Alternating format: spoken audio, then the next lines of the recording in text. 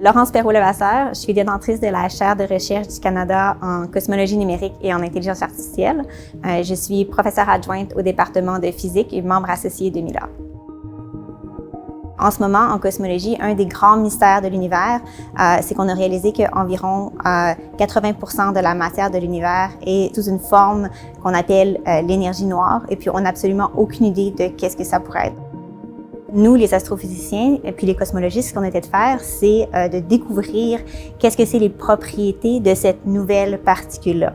Une des sondes principales qu'on veut utiliser pour mesurer les nouvelles propriétés de la matière noire, c'est un effet qu'on appelle l'effet de l'anti gravitationnel fort.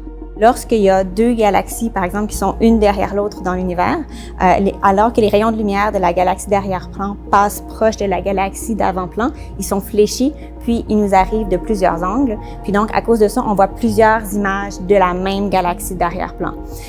Ça nous permet de cartographier comment est-ce que la matière est distribuée dans la galaxie qui agit comme lentille, parce que c'est la gravité de la matière qui fléchit la lumière. Mais avec la nouvelle génération de télescopes, on prévoit découvrir des centaines de milliers de nouvelles lentilles gravitationnelles fortes.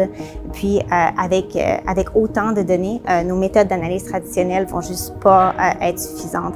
Avec mon groupe de recherche, ce qu'on a montré, c'est qu'avec l'intelligence artificielle, on peut faire cette analyse-là 10 millions de fois plus rapidement. Donc, au lieu de prendre 1400 ans, ça pourrait prendre environ une demi-heure faire l'analyse de ces données-là.